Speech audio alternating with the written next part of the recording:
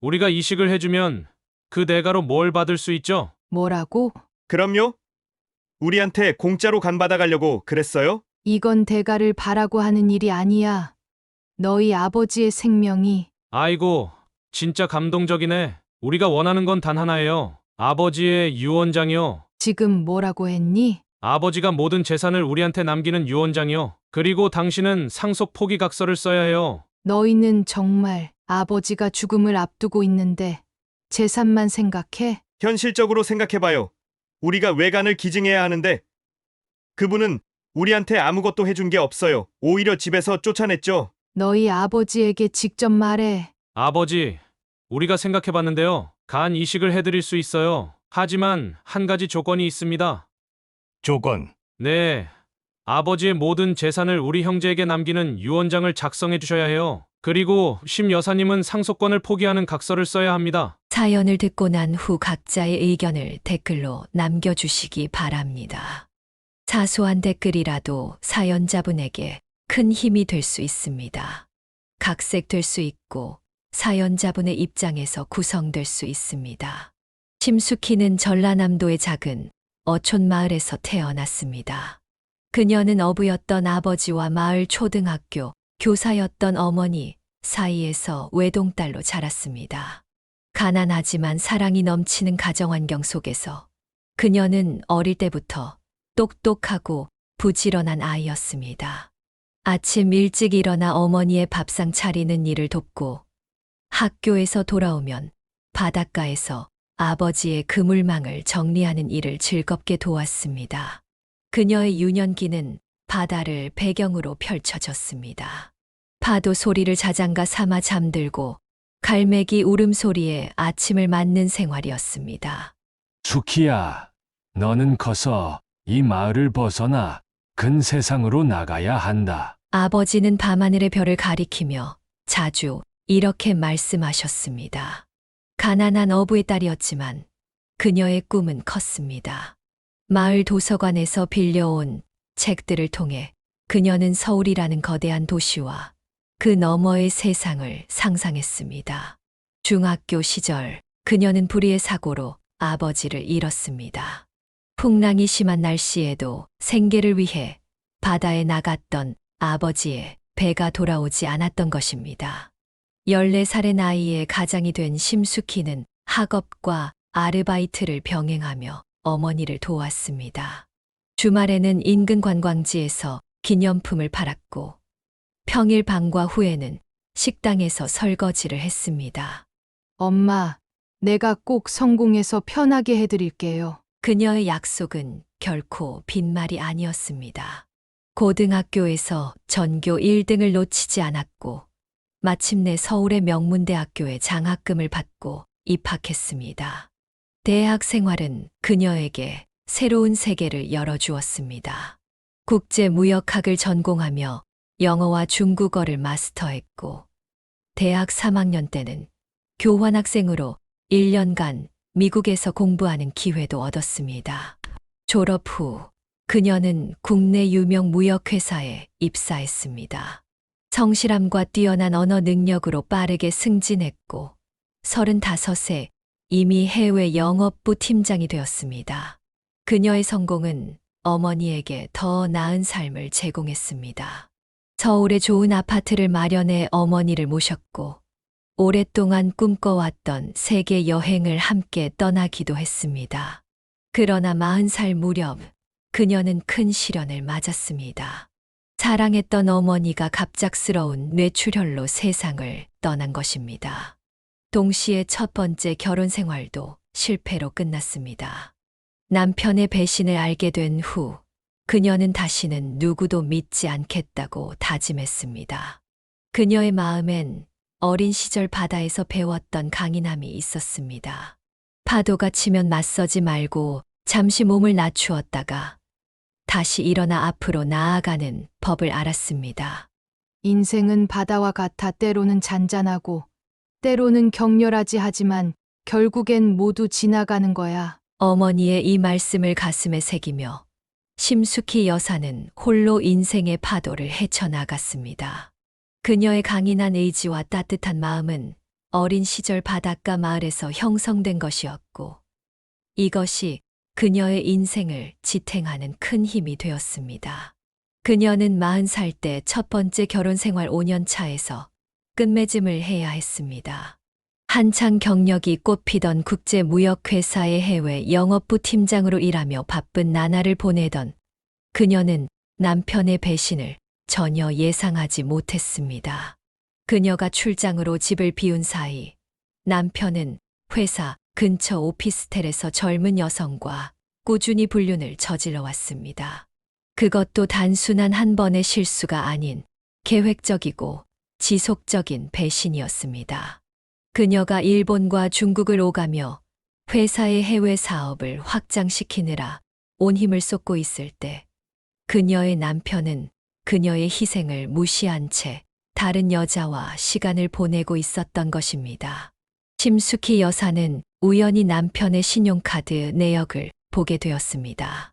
같은 오피스텔 관리비가 몇 달째 청구되고 있었고, 그녀가 출장 간 날짜에 맞춰 고급 레스토랑과 호텔 사용 내역이 있었습니다. 도대체 이게 무슨 짓이에요? 어떻게 설명할 건가요? 심수키 여사는 증거 사진들을 테이블 위에 쏟아붓듯 펼쳐놓으며 물었습니다. 남편의 얼굴이 창백하게 변했습니다. 무슨 말도 안 되는 소리를 하는 거야? 이건 조작된 거야. 증거를 들이밀자 남편은 처음에는 발뺌했지만 더 많은 증거들이 나오자 이내 고개를 떨구었습니다. 미안해. 정말 미안해. 이건 그냥 한 번의 실수였어. 심수키 여사는 차갑게 대답했습니다. 한 번이 아니잖아. 오피스텔까지 얻어서 몇 달째 계속 만났잖아. 내가 출장 간다던 주말에도, 내가 해외 나갔을 때도. 우리 이제 끝내자. 그녀는 이런 배신을 용서할 수 없었습니다. 그녀가 믿고 의지했던 남편이 그녀의 등 뒤에서 이런 짓을 해왔다는 사실이 그녀의 자존심을 완전히 짓밟아 버렸습니다. 평소 꼼꼼하고 철저한 성격답게 유능한 변호사를 고용해 이혼 소송을 진행했습니다. 재판은 순조롭게 진행되었고 그녀는 상당한 위자료와 재산 분할을 받아냈습니다. 남편은 마지막까지 그녀에게 용서를 구했지만 그녀의 마음은 이미 돌아섰습니다. 이혼이 확정된 날, 그녀는 홀가분한 마음으로 새 아파트로 이사했습니다. 넓은 창문으로 들어오는 햇살이 그녀의 새로운 시작을 축복하는 듯 했습니다. 하지만 그녀의 마음 속에는 깊은 상처가 남아 있었습니다. 이혼 후 그녀는 남성에 대한 불신으로 재혼을 생각조차 하지 않았습니다. 그녀는 자신의 일에 더욱 몰두했고 해외 시장 개척으로 회사에 큰 성과를 가져다주며 승진을 거듭했습니다. 주말이면 요가와 클래식 음악 감상으로 마음의 평화를 찾았습니다. 사람들은 그녀를 보며 부러워했지만 아무도 그녀의 마음속 깊은 곳에 자리 잡은 외로움을 알지 못했습니다. 누가 봐도 멋지고 능력 있는 여성임에도 그녀의 마음 속에는 깊은 상처가 남아 있었습니다. 이제 그녀의 인생에서 사랑이란 감정은 완전히 지워버리기로 결심했습니다. 그녀는 평생 혼자 살면서 자신의 커리어와 취미 생활에 충실하리라 다짐했습니다. 하지만 인생은 그녀가 계획한 대로 흘러가지 않았습니다.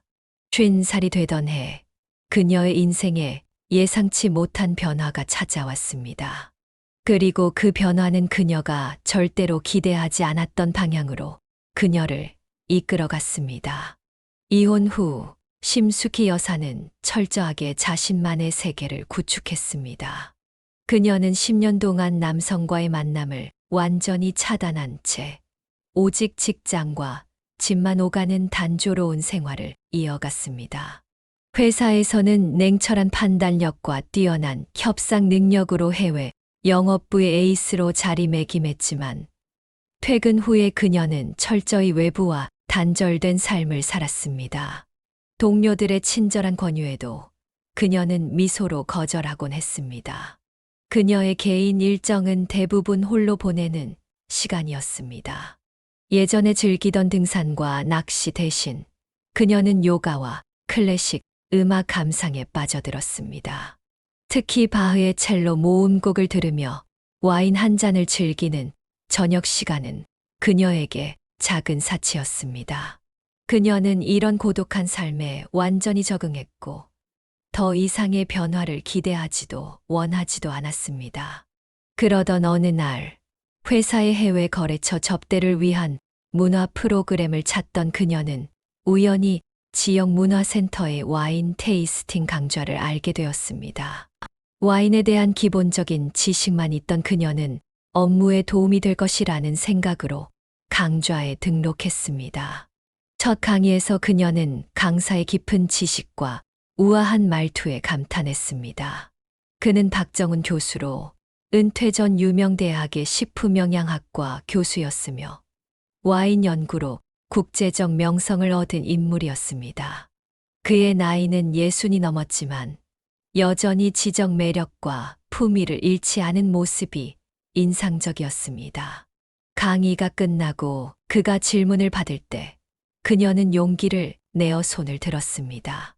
와인을 고를 때 가장 중요한 기준은 뭔가요? 가격 아니면 산지?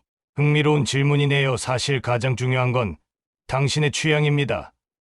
와인은 객관적 평가보다 개인의 경험과 기억이 중요하거든요. 강의가 끝난 후 그들은 카페에서 우연히 마주쳤고 자연스럽게 대화를 이어갔습니다.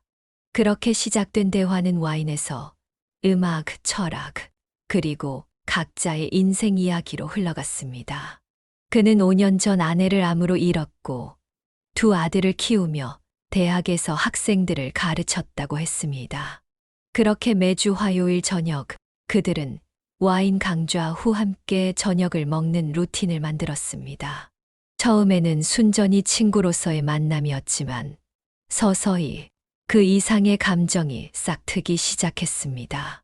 2년이 지난 어느 날 그가 조심스럽게 마음을 고백했고 그녀도 같은 마음임을 인정했습니다.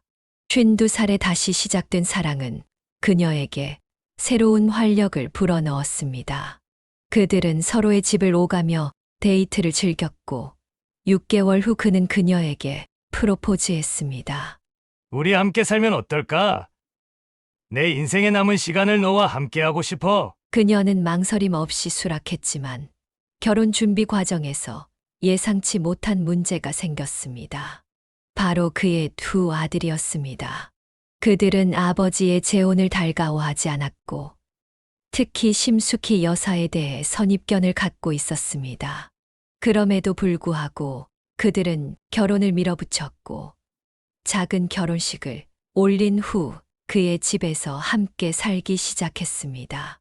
심숙희 여사는 새로운 가정에서의 행복을 꿈꾸었지만 그녀가 마주한 현실은 생각보다 훨씬 복잡했습니다. 결혼식 다음 날 심숙희 여사는 새 가족과의 삶을 시작하기 위해 박정훈 교수의 집으로 이사했습니다. 그녀는 새로운 가족들과 화목한 관계를 맺고 싶었지만 현실은 그리 달콤하지 않았습니다. 그녀가 들어서는 순간부터 집안의 공기는 싸늘하게 변했습니다.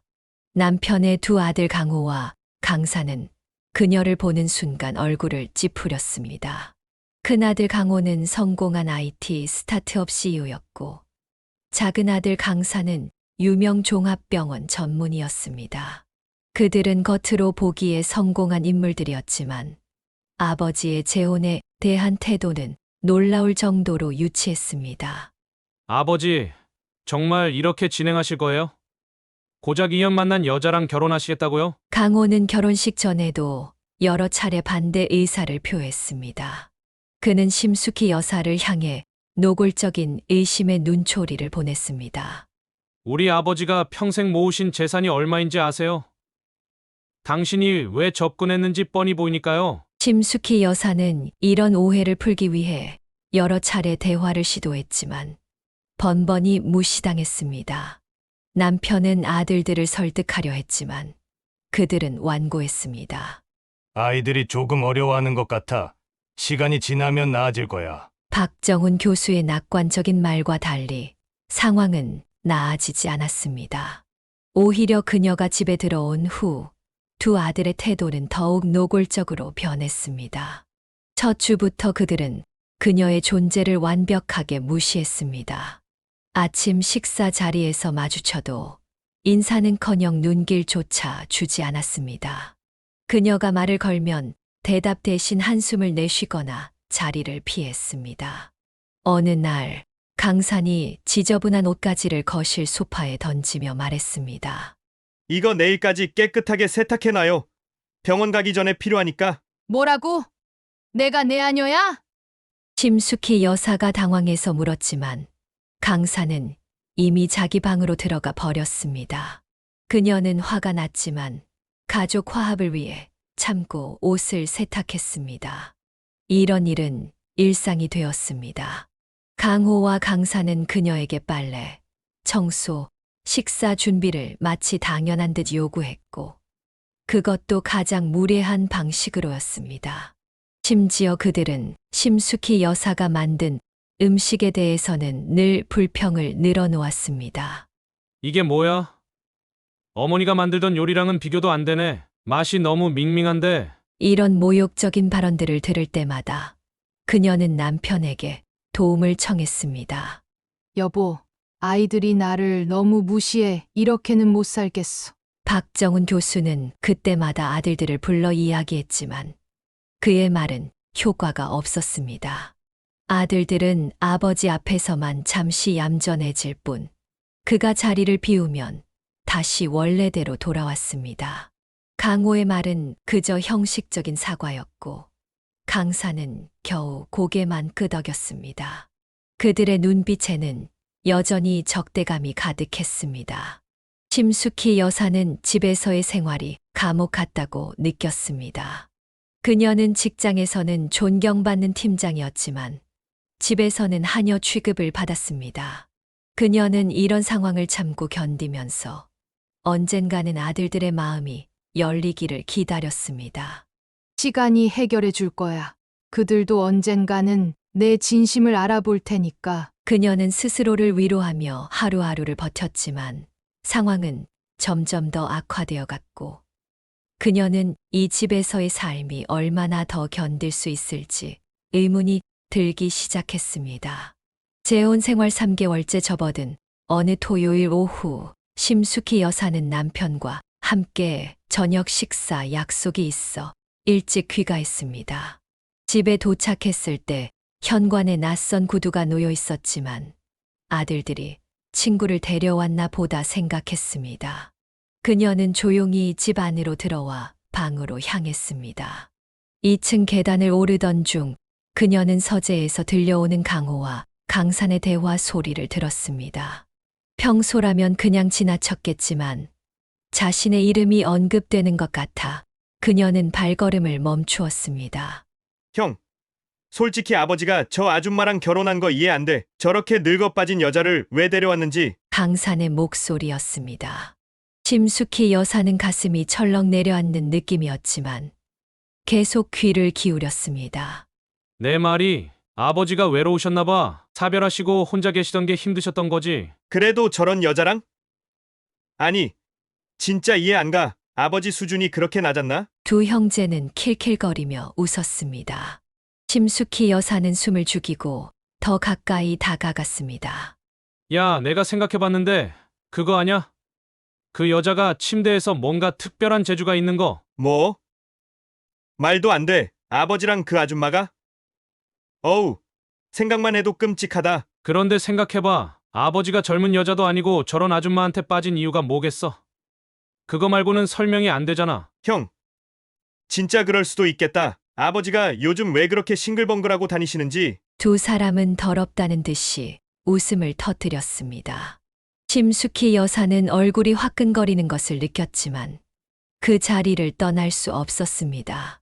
근데 더 중요한 건 아버지 재산이지. 저 여자가 눈독 들이고 있을 거 아냐? 강호의 목소리가 갑자기 진지해졌습니다. 당연하지. 어머니가 평생 모은 와인 컬렉션이랑 초판본 서적들.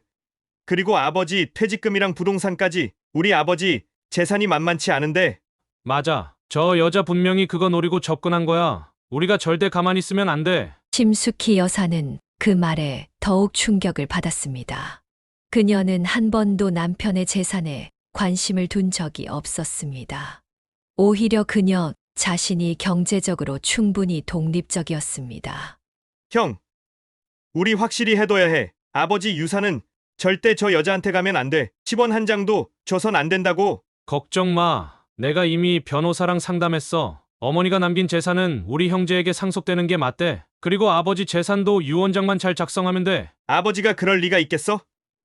저 여자한테 홀딱 빠지셨는데 그래서 우리가 저 여자를 쫓아내야 하는 거야. 아버지가 정신 차리실 때까지. 심숙희 여사의 귀에 들리는 말들은 점점 더 충격적이었습니다. 그들은 그녀를 집에서 내쫓기 위한 계획까지 세우고 있었습니다. 어떻게 할 건데? 일단 계속 괴롭히는 거지. 저 여자가 견디지 못하고 스스로 나가게 만들면 돼. 청소고 빨래고 계속 시키고 음식 맛없다고 투정 부리고 아버지 안 계실 때 아예 무시하는 거야. 형, 이거 진짜 통할까? 두고 봐. 사람은 참을 수 있는 한계가 있어. 저 여자도 결국에는 못 버티고 나갈 거야. 심숙희 여사는 더 이상 들을 수 없었습니다. 그녀는 조용히 계단을 내려와 현관으로 나갔습니다. 그리고 마치 지금 도착한 것처럼 문을 크게 열고 들어왔습니다. 그녀는 평소와 다름없이 밝게 인사했지만 그녀의 마음은 이미 산산조각 나 있었습니다. 그날 밤 그녀는 들은 내용을 남편에게 말해야 할지 고민했지만 가족 간의 갈등을 더 키우고 싶지 않아 침묵을 지켰습니다. 하지만 그 대화는 그녀의 마음속에 깊은 상처를 남겼고 더 이상 이 집에서 편안함을 느낄 수 없게 되었습니다. 충격적인 대화를 들은 후에도 심숙희 여사는 가족의 평화를 위해 참고 지냈습니다. 그러나 그녀의 인내심은 곧 한계에 다다랐습니다. 어느 늦은 밤 그녀는 부엌에서 물을 마시기 위해 내려왔다가 현관에서 들려오는 소리에 귀를 기울였습니다. 쉿! 조용히 해. 아버지 깨우면 큰일이야. 강호와 강산이 누군가와 이야기하는 소리였습니다. 심숙희 여사는 조심스럽게 거실 쪽으로 다가갔습니다. 어두운 거실에서 그들은 낯선 남자들과 무언가를 주고받고 있었습니다. 오늘 진 돈 다 갚을게. 다음 주에 더 크게 따서 이자까지 챙겨줄게. 강산이 말했습니다. 낯선 남자는 고개를 저었습니다. 이번이 마지막이야. 다음에 또 미루면 우리도 윗선에 보고할 수밖에 없어. 그들이 떠난 후 심숙희 여사는 거실 한편으로 숨어 두 의부사들의 대화를 더 엿들었습니다. 망했어. 형, 이번 달에만 5천만 원 날렸어. 아버지가 알면 죽일 거야. 진정해. 내일 아버지 통장에서 좀 빼내면 돼. 비밀번호 알잖아. 하지만 이번 달에 벌써 세 번째야. 아버지가 눈치챌 거야. 그럼 어쩔 건데? 저 사람들한테 돈 못 갚으면 우리 다 죽는 거야. 심숙희 여사는 숨을 죽였습니다.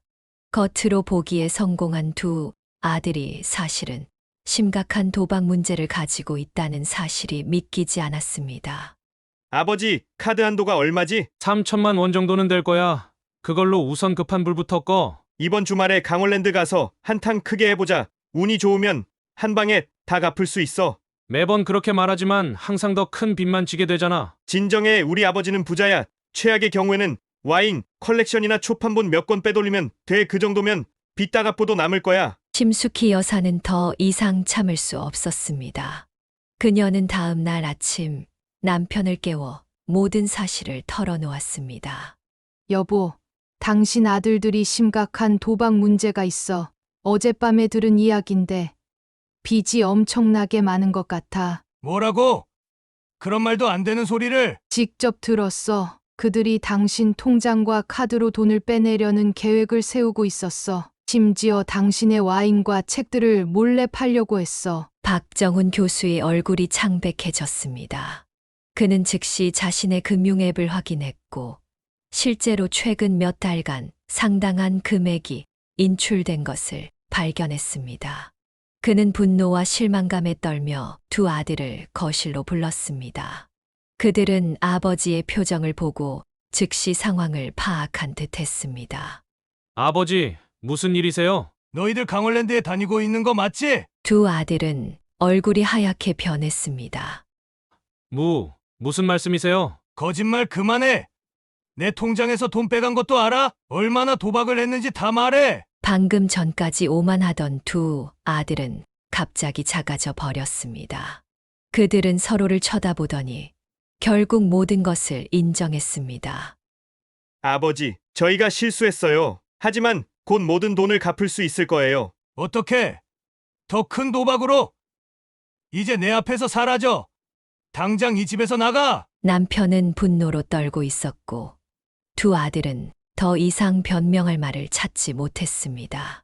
그들은 고개를 숙인 채 방으로 돌아갔고 그날 오후 짐을 싸서 집을 나갔습니다. 심숙희 여사는 남편을 위로하며 곁에 있었지만 그녀의 마음 한편에는 묘한 승리감이 느껴졌습니다. 도박 사실이 드러나고 일주일 후 박정훈 교수는 두 아들을 다시 집으로 불렀습니다. 심숙희 여사는 남편이 아들들을 용서할까 걱정했지만 그의 결정은 단호했습니다. 거실에 모인 가족들 사이에는 무거운 침묵이 흘렀습니다. 너희들 앞으로의 계획을 들어보고 싶구나. 박 교수가 차분하게 말했습니다. 강호가 기대에 찬 표정으로 고개를 들었습니다. 저희가 많이 반성했어요. 아버지, 이제 도박은 절대 안 할게요. 반성, 이제 와서 너희가 얼마나 많은 돈을 탕진했는지 알아? 얘 평생 모은 돈의 상당 부분이 너희 도박 빚으로 날아갔어. 하지만 아버지, 저희가 앞으로는 정말로 열심히 살게요. 강산이 끼어들었습니다. 결정했다. 너희에게 각각 아파트 한 채씩 사줄 거야. 살기 좋은 곳으로 골랐어. 하지만 그게 마지막이야. 앞으로는 용돈도 생활비도 어떤 재정적 지원도 없을 거다. 두 아들은 놀란 표정으로 서로를 바라보았습니다. 아버지, 그건 너무 갑작스러운. 선택의 여지는 없어. 너희는 이미 성인이고 화려한 학벌과 직업을 가졌잖아. 이제는 스스로 살아갈 시간이야. 이번 주말까지 짐을 다 싸도록 해. 남편의 단호한 태도에 두 아들은 더 이상 반박하지 못했습니다. 심숙희 여사는 안도의 한숨을 내쉬었지만 이것이 끝이 아니란 걸 직감했습니다. 다음 날 아침 심숙희 여사가 홀로 부엌에서 커피를 마시고 있을 때 강호와 강산이 들어왔습니다. 그들의 눈빛에서 그녀는 불길한 예감을 느꼈습니다. 좋은 아침. 좋은 아침이라 우리한테는 전혀 좋지 않은데 강호가 비꼬았습니다. 뭘 원하는 거니? 나 바쁜데. 그녀는 방어적인 태도를 취했습니다. 당신 때문에 우리가 집에서 쫓겨나게 생겼어. 강산이 날카롭게 말했습니다. 아버지한테 우리 얘기 고자질한 거 당신이지? 너희가 도박하는 거 내가 직접 들었어. 너희 아버지가 알아야 할 권리가 있었어. 누가 당신 보고 참견하래. 우리 가족 일에 끼어들지 마. 당신은 우리 가족이 아니야. 난 너희 아버지의 아내야. 그리고 너희가 그분의 돈을 훔쳐 도박하는 걸 가만히 볼 순 없었어. 뭐? 당신이 뭔데 우리를 판단해? 강산이 테이블을 내리쳤습니다. 당신 같은 늙은 여우가 우리 아버지 돈 노리고 접근한 거 우리가 모를 줄 알아? 심숙희 여사는 분노로 얼굴이 붉어졌습니다. 나는 돈 때문에 너희 아버지와 결혼한 게 아니야.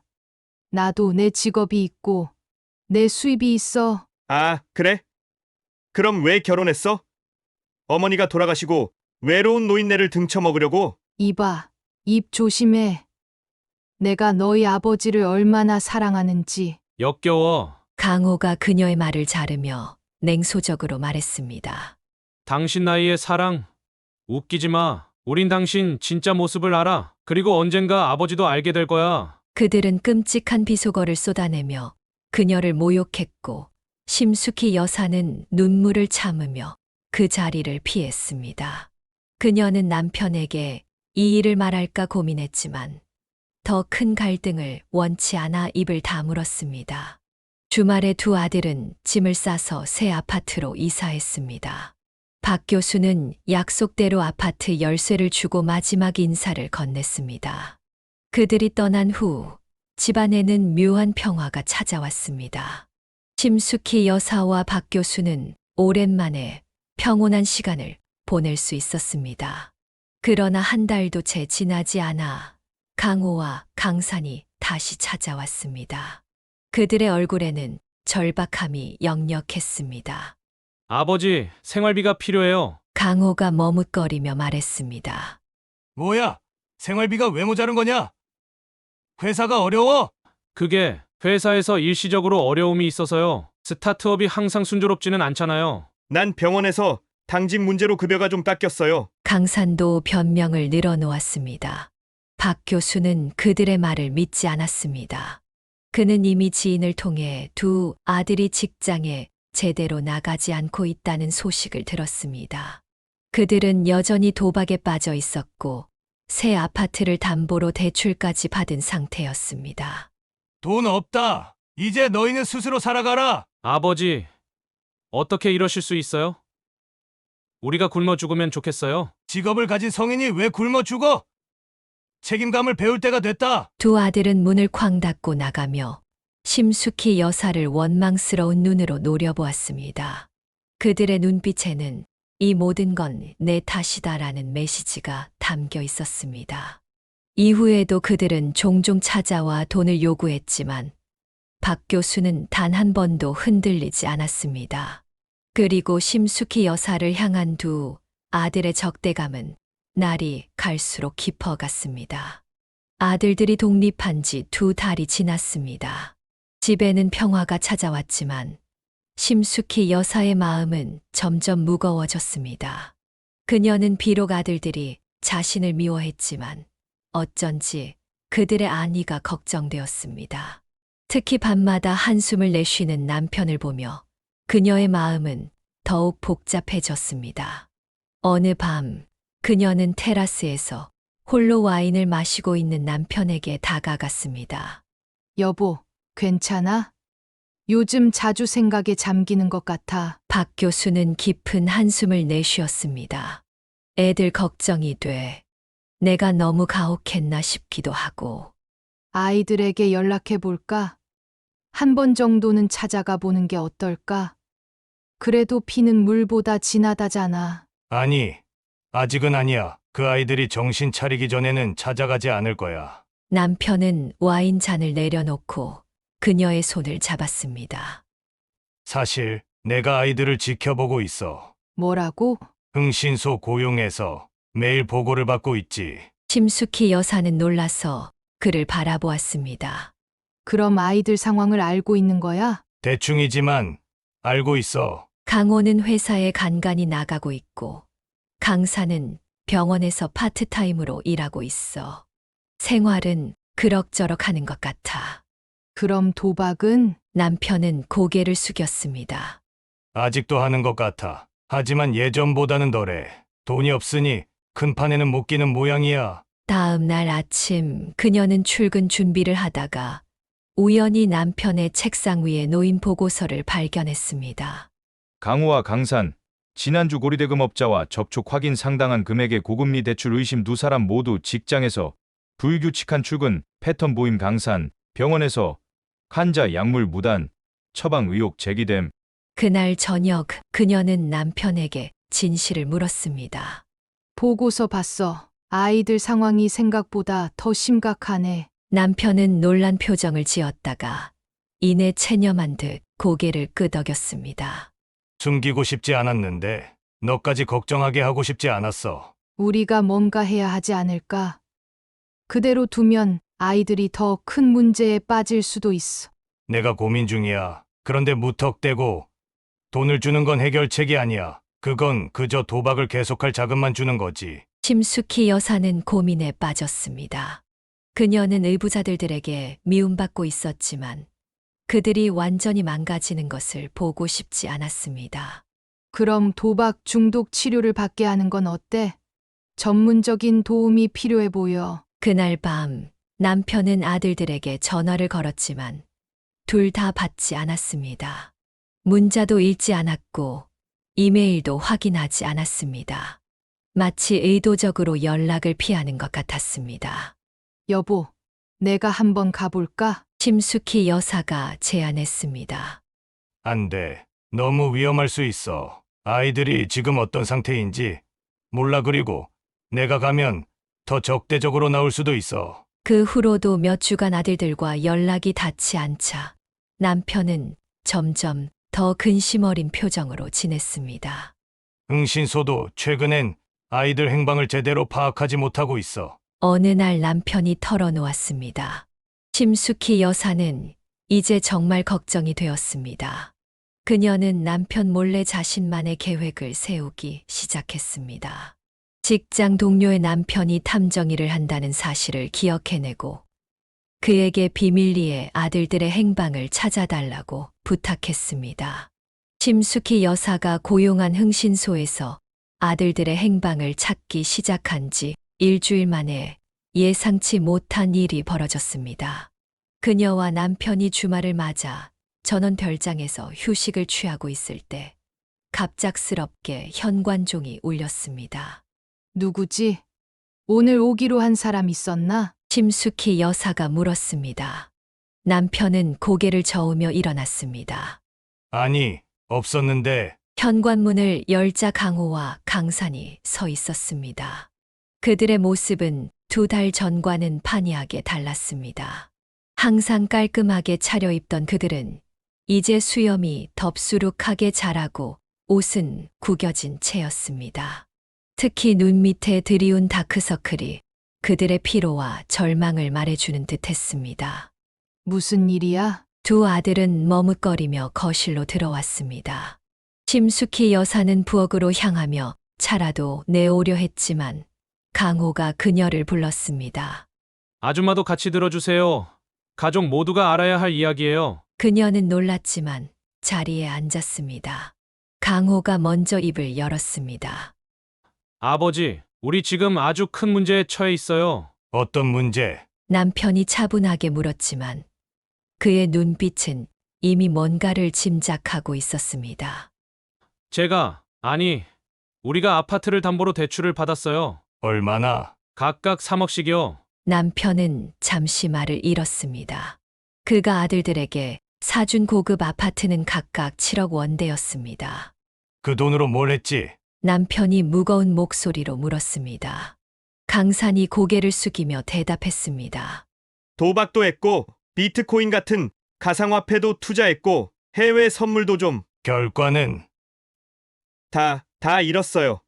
그리고 지금 아파트가 경매로 넘어갈 위기에 처해 있어요. 이자도 못 갚고 있거든요. 심숙희 여사는 충격의 말을 잊지 못했습니다.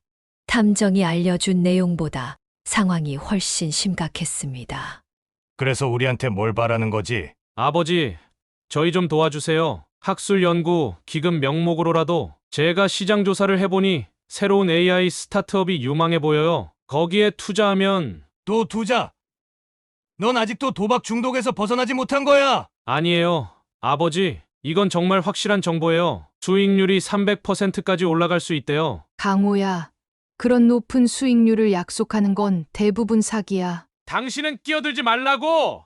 이건 우리 가족 문제라고! 남편이 단호하게 고개를 저었습니다.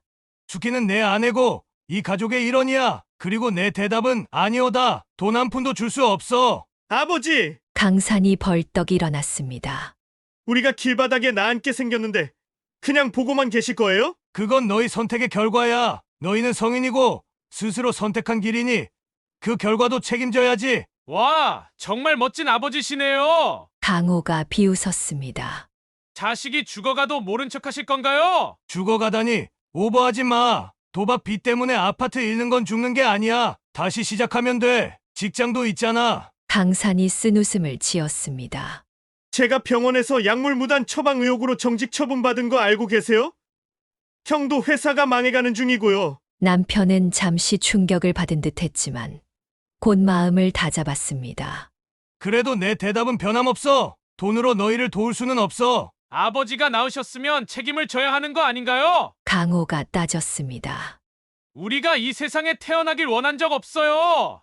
아버지가 원해서 우리를 낳은 거잖아요. 너희는 30이 넘은 성인들이야. 부모의 책임엔 한계가 있어. 게다가 나는 너희를 성인이 될 때까지 최선을 다해 키웠어. 좋은 교육도 받게 했고 시작할 자본도 충분히 줬지. 이제는 너희 스스로 살아갈 시간이야. 두 아들은 분노와 좌절감에 차서 자리에서 일어났습니다. 그들은 심숙희 여사를 원망스러운 눈으로 쳐다보았습니다. 다 당신 때문이에요. 당신이 우리 가족을 망쳤어요. 그만해. 수키는 아무 잘못도 없어. 오히려 너희가 그녀에게 사과해야 할 판이야. 뭐라고요?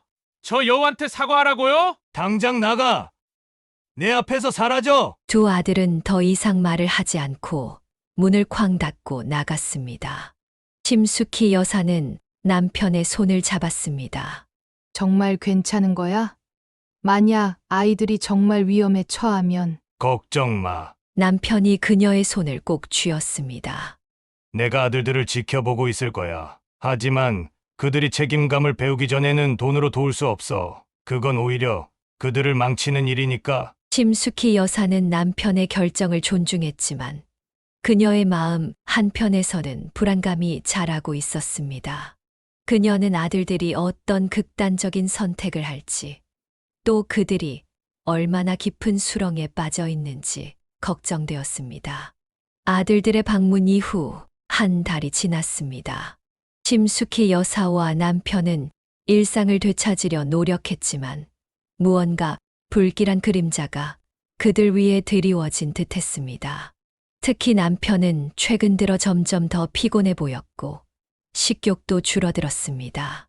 어느 아침 심숙희 여사는 남편이 잠든 사이 몰래 일어나 아침 식사를 준비하고 있었습니다. 따뜻한 죽과 신선한 과일을 정성스럽게 차린 후 그녀는 남편을 깨우러 침실로 향했습니다. 여보, 일어나 아침 준비됐어. 그녀가 부드럽게 불렀지만 남편은 평소와 달리 신음소리를 내며 천천히 몸을 일으켰습니다. 괜찮아? 안색이 안 좋아 보여. 남편은 얼굴을 찌푸리며 배를 만졌습니다. 윗배가 좀 아파. 소화가 안 되는 것 같아. 심숙희 여사는 걱정이 되었지만 남편이 괜찮다며 그저 가벼운 소화불량이라고 주장했기에 더 이상 말하지 않았습니다. 그러나 그날 오후 남편이 갑자기 얼굴이 창백해지며 식은땀을 흘리기 시작했습니다. 여보, 정말 괜찮아?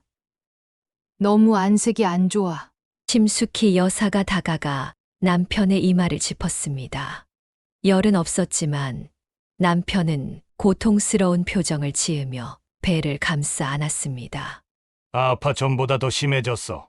병원에 가보자. 내가 운전할게. 그녀는 더 이상 지체하지 않고 남편을 차에 태워 서울의 유명 대학병원 응급실로 향했습니다. 응급실 의사는 간단한 검사 후 바로 추가 검사를 지시했습니다. 박 교수님, CT 촬영을 해봐야 할 것 같습니다. 간 부위에 이상이 있는 것 같아요. 남편과 심숙희 여사는 불안한 마음으로 검사 결과를 기다렸습니다. 마침내 주치의가 심각한 표정으로 상담실로 그들을 불렀습니다. 결과가 나왔습니다. 박 교수님, 유감스럽게도 간에 상당히 큰 종양이 발견됐습니다. 의사의 목소리가 멀리서 들리는 것 같았습니다. 심숙희 여사는 귀를 의심했습니다. 종양이요? 어떤? 간암입니다. 그것도 상당히 진행된 상태입니다. 사기로 판단됩니다. 심숙희 여사는 순간 다리에 힘이 빠지는 것을 느꼈습니다. 남편은 충격을 받은 듯 아무 말도 하지 못했습니다. 치료 방법은 있나요? 현재 상태로는 항암 치료를 시작할 수 있지만 완치를 기대하기는 어렵습니다. 가장 효과적인 방법은 간 이식입니다. 간 이식이요? 네, 간은 다른 장기와 달리 부분 이식이 가능합니다. 생체 기증자가 있다면 기증자의 간 일부를 환자에게 이식하는 수술을 할 수 있습니다. 심숙희 여사는 즉시 두 아들이 생각났습니다. 그들은 남편의 친자식이었고 이식 적합성이 높을 것이었습니다. 가족 중에 이식이 가능한 사람이 있을까요? 직계 가족이 가장 적합합니다. 특히 자녀분들이 있으시다면 심숙희 여사는 남편을 바라보았습니다. 남편은 여전히 충격에서 벗어나지 못한 듯 했습니다. 우리 아들들이 있어요. 2명이요. 그날 밤 그들은 병실에서 무거운 침묵 속에 있었습니다. 남편은 창밖만 바라보고 있었고 심숙희 여사는 그의 손을 꼭 잡고 있었습니다. 아들들에게 연락해야 해. 아니, 남편의 목소리는 단호했습니다. 왜? 그 아이들이 너를 도울 수 있어. 간 이식이 필요하다고. 나는 그 아이들에게 아무것도 받고 싶지 않아. 특히 지금 상황에서는. 하지만 여보, 이건 생명과 직결된 문제야. 자존심 때문에. 자존심이 아니야. 남편이 그녀를 바라보았습니다. 그럼 뭐야? 왜 도움을 거부하는 거야? 그 아이들이 날 위해 간을 기증한다면 평생 그들에게 빚을 진 느낌으로 살아야 해. 그건 내가 원하는 삶이 아니야. 심숙희 여사는 남편의 고집에 답답함을 느꼈지만 그의 감정도 이해했습니다.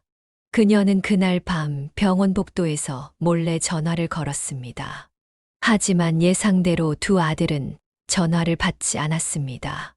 다시 탐정에게 연락해 아들들의 행방을 찾아달라고 부탁했습니다.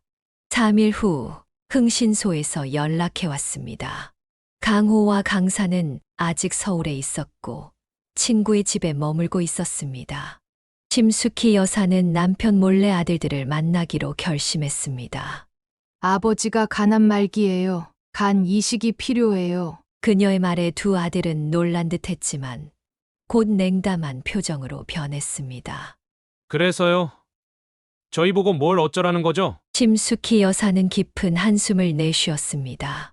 너희들이 검사를 받아줬으면 해.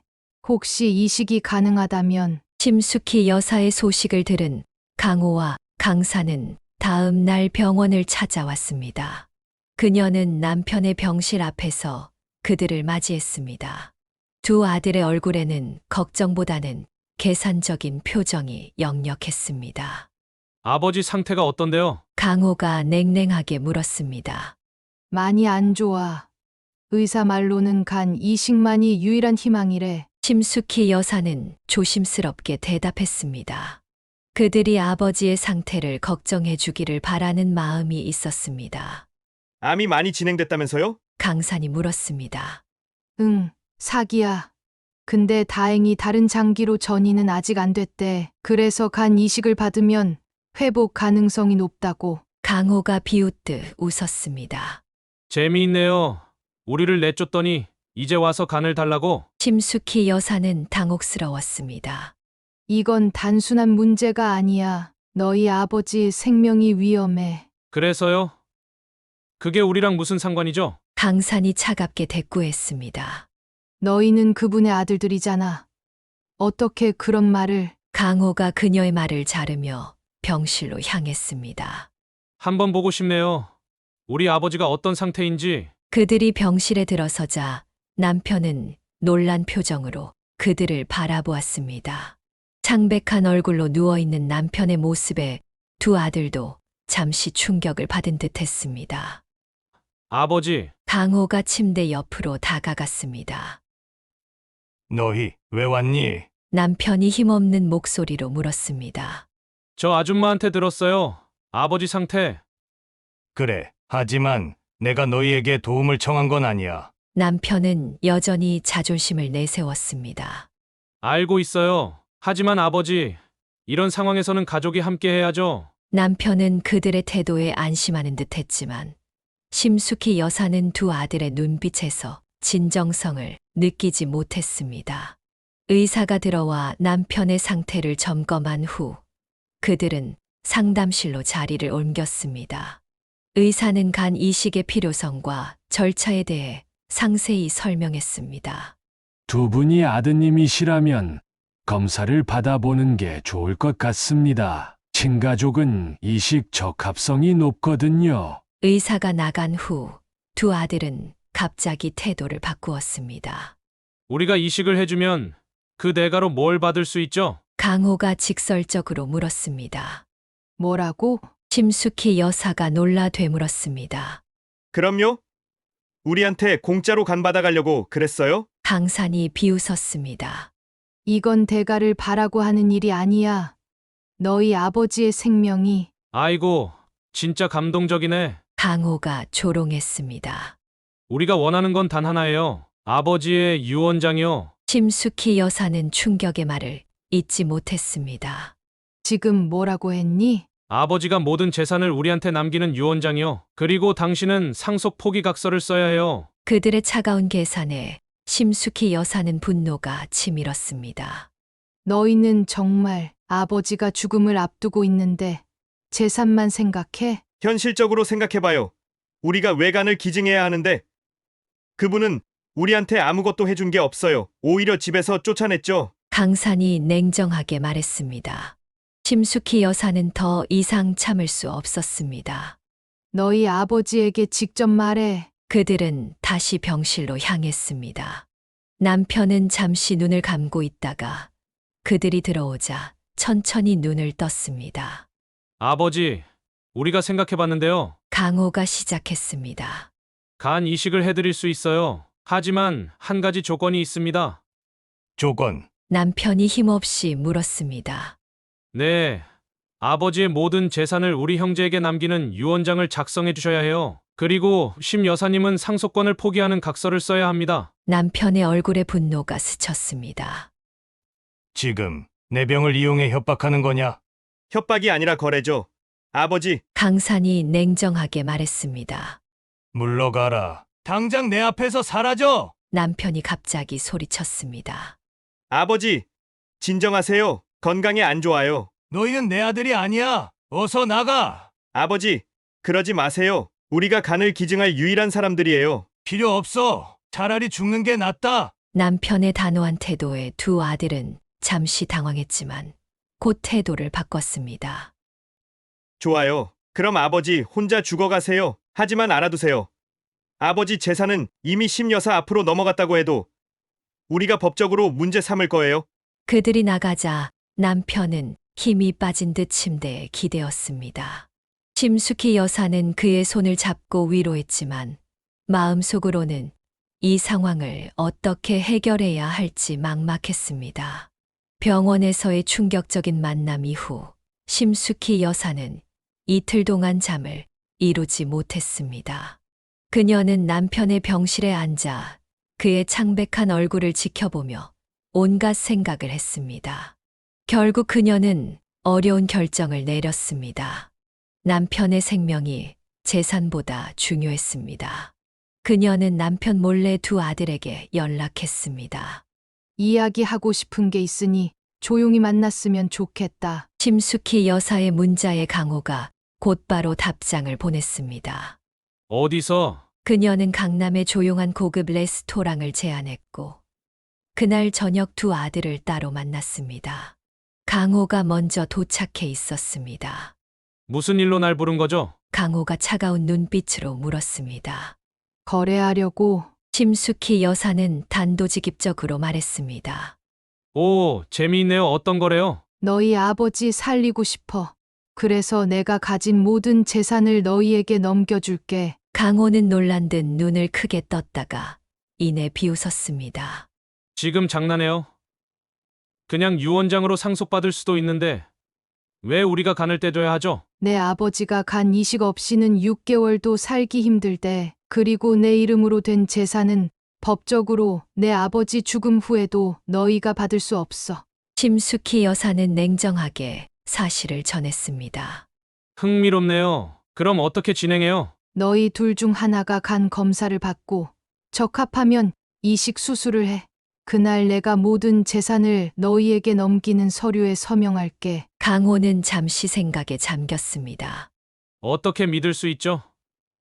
당신이 약속을 지킬 거라고? 넌 내가 남편을 얼마나 사랑하는지 몰라. 그 사람 살리는 게 내 유일한 목표야. 심숙희 여사의 진심 어린 말에 강호도 잠시 흔들리는 듯 했습니다. 그때 강산이 도착했고 강호는 동생에게 제안을 설명했습니다. 어때? 할 만한 거래 같지 않아? 너무 좋아서 의심스러울 정도네. 강산이 의심의 눈초리로 심숙희 여사를 보며 말했습니다. 우리가 먼저 검사를 받고 적합하다고 결과가 나와야 재산을 넘기는 거죠? 그래. 수술 당일에 모든 서류 작업을 마치기로 하자. 강호와 강산은 서로 눈빛을 교환했습니다. 좋아요. 내가 검사 받을게요. 강호가 마침내 말했습니다. 다음 날 강호는 병원에서 검사를 받았고 결과는 적합했습니다. 수술 날짜가 일주일 후로 잡혔습니다. 심숙희 여사는 남편에게 거짓말을 했습니다. 여보, 강호가 자발적으로 간 이식을 해주기로 했어. 남편은 믿기지 않는다는 표정을 지었습니다. 정말 그 아이가 왜 그런 결정을 했지? 마음이 바뀐 모양이야. 내가 아프다는 소식에 정신을 차린 것 같아. 남편은 여전히 의심스러워했지만 희망의 빛이 보이자 수술 준비를 시작했습니다. 심숙희 여사는 변호사를 통해 모든 재산 이전 서류를 준비했습니다. 수술 당일 아침 심숙희 여사는 병원 근처 카페에서 두 아들과 만났습니다. 강호는 이미 수술 전 준비를 마친 상태였습니다. 자, 여기 모든 서류예요. 심숙희 여사가 두꺼운 서류 뭉치를 테이블 위에 올려놓았습니다. 다 확인해봐. 강호와 강사는 서류를 꼼꼼히 살펴보았습니다. 음료수 드세요. 강산이 심숙희 여사에게 비타민 음료를 건넸습니다. 긴장되시죠? 이거 마시면 좀 진정될 거예요. 심숙희 여사는 고마운 마음에 음료를 받아 한 번에 마셨습니다. 그들은 서류 작업을 계속했지만 10분 후 그녀는 갑자기 심한 졸음을 느꼈습니다. 이상하네. 너무 졸린데. 그녀의 목소리가 점점 약해졌습니다. 아, 그거 수면제가 들어있어요. 걱정 마세요. 죽지는 않아요. 강산이 차갑게 웃으며 말했습니다. 왜? 수술은? 수술? 누가 진짜로 수술할 거라고 했어요? 강호가 비웃었습니다. 우리는 재산만 챙기면 돼요. 아버지는? 글쎄요. 운이 좋으면 다른 기증자를 찾을 수도 있겠죠? 심숙희 여사는 말을 하려 했지만 의식이 점점 흐려졌습니다.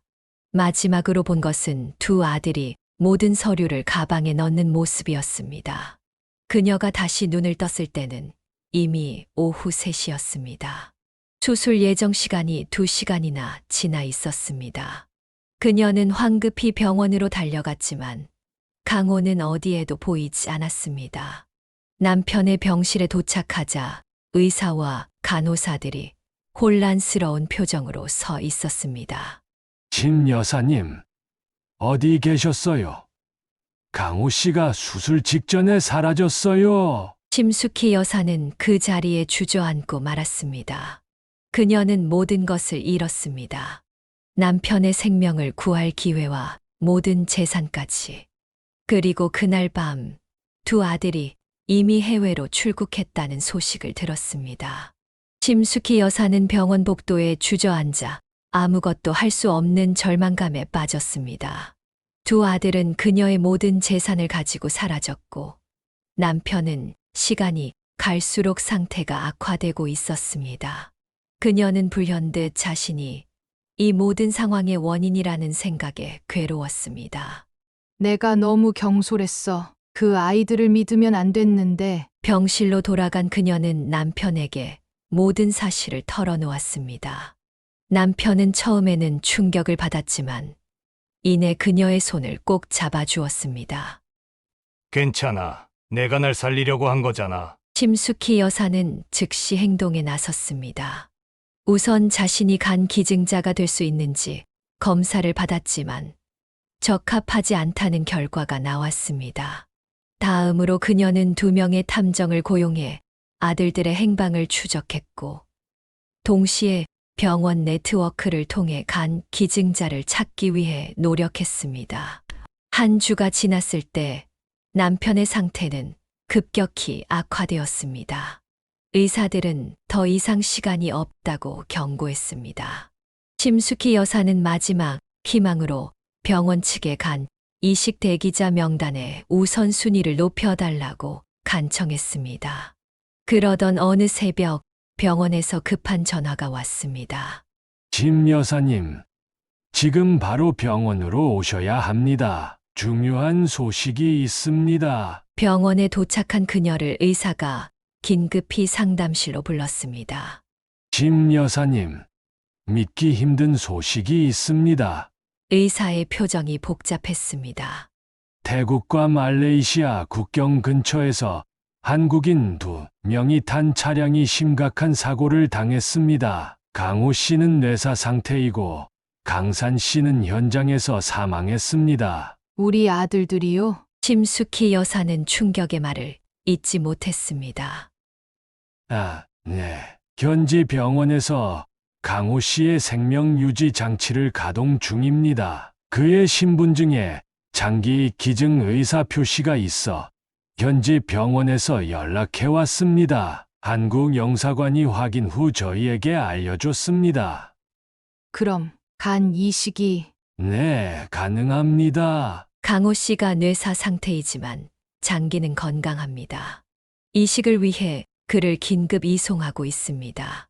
법적 절차는 영사관에서 진행 중입니다. 심숙희 여사는 복잡한 감정에 휩싸였습니다. 그녀의 의부자들이 뇌사 상태라는 비극적인 소식과 함께 남편을 살릴 수 있다는 희망이 동시에 찾아온 것입니다. 인생이 참 아이러니하네요. 의사가 말했습니다. 강호 씨가 생전에 거부했던 간 이식이 이제 가능해졌습니다. 다음 날 강호는 서울로 이송되었고 장기 기증 절차가 시작되었습니다. 심숙희 여사는 남편에게 이 복잡한 상황을 설명했습니다. 남편은 깊은 슬픔에 잠겼지만 수술에 동의했습니다. 내 아들이 마지막으로 나에게 생명을 주는군. 수술은 성공적으로 진행되었습니다. 강호의 간은 남편의 몸에 잘 적응했고 의사들은 예후가 매우 좋다고 했습니다. 회복 기간 동안 심숙희 여사는 변호사를 통해 아들들이 가져간 재산에 대한 법적 조치를 취했습니다. 다행히 대부분의 재산은 해외 계좌에 동결된 상태였고 법원의 명령으로 되찾을 수 있었습니다. 심숙희 여사는 남편의 손을 꼭 잡았습니다. 그녀는 아들들의 비극적인 운명을 슬퍼하면서도 한편으로는 그것이 인과응보라고 생각했습니다. 강호가 뇌사 판정을 받고 간 이식이 이루어진 후 그의 생명 유지 장치는 결국 꺼졌습니다. 심숙희 여사는 두 의부자들의 장례 준비를 맡았습니다. 남편은 아직 회복 중이었기에 그녀가 모든 절차를 진행했습니다. 태국에서 사망한 강산의 시신도 한국으로 이송되어 두 형제의 장례식이 함께 치러졌습니다. 장례식장에는 예상과 달리 많은 사람들이 찾아왔습니다. 대부분은 두 형제의 친구들과 지인들이었습니다. 그중 한 여성이 심숙희 여사에게 다가왔습니다. 저는 민지라고 해요. 강호 씨의 약혼녀였어요. 심숙희 여사는 놀라서 그녀를 바라보았습니다. 약혼녀요? 처음 들어요. 민지는 슬픈 미소를 지었습니다. 강호 오빠가 가족들에게 말하지 않았나 봐요. 우리는 6개월 전에 만났어요. 오빠가 도박 중독으로 힘들어할 때 제가 상담사로 일하던 중독 치료 센터에서요. 그 아이가 치료를 받고 있었다고요? 네. 강산 씨와 함께요. 두 분 다 정말 열심히 노력하고 있었어요. 특히 강호, 오빠는 변하고 싶어 했어요. 심숙희 여사는 충격을 받았습니다. 그녀가 알던 강호와는 전혀 다른 모습이었습니다. 마지막으로 오빠를 만났을 때 아버지에게 사과하고 싶다고 했어요. 그동안 자신이 얼마나 어리석었는지 깨달았다고. 민지의 눈에서 눈물이 흘러내렸습니다. 그런데 갑자기 태국으로 떠난다고 하더라고요. 무슨 일인지 물었지만 대답하지 않았어요. 그저 돌아오면 모든 걸 설명해 주겠다고. 심숙희 여사는 가슴이 아팠습니다. 그녀는 강호가 재산을 가지고 도망친 사실을 민지에게 말하지 않았습니다. 그저 그녀의 손을 잡아주었습니다. 장례식 후 강호의 아파트를 정리하던 중 심숙희 여사는 책상 서랍에서 편지 한 통을 발견했습니다. 봉투에는 아버지께라고 적혀 있었습니다. 그녀는 남편에게 그 편지를 전했습니다. 남편이 편지를 읽자 그의 눈에서 눈물이 흘러내렸습니다. 아들이 사과하고 싶었대. 그리고 본인이 변했다는 걸 증명하고 싶었대. 심숙희 여사는 남편 옆에 앉아 편지를 함께 읽었습니다. 강호는 자신의 잘못을 인정하고 도박 중독 치료를 받고 있다고 썼습니다. 그리고 아버지의 재산을 되찾아 돌려드리겠다는 약속도 있었습니다. 그런데 왜 갑자기 태국으로 간 걸까? 심숙희 여사가 의아해했습니다. 답은 몇 주 후 태국 경찰의 수사 결과에서 나왔습니다. 강호와 강사는 사실 그들이 이전에 거래했던 불법 도박 조직을 신고하기 위해 태국으로 갔다는 것이었습니다. 그들은 경찰에 협조하여 증거를 수집하던 중 조직에게 발각되어 쫓기다가 사고를 당한 것으로 밝혀졌습니다. 결국 그 아이들은 잘못을 바로잡으려고 했던 거였군요. 남편이 흐느꼈습니다. 심숙희 여사는 이제야 모든 것이 이해되었습니다.